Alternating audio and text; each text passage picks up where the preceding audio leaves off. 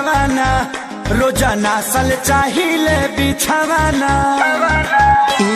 हटी ना जान ले ले हो भूता पे कराली हनी गवाना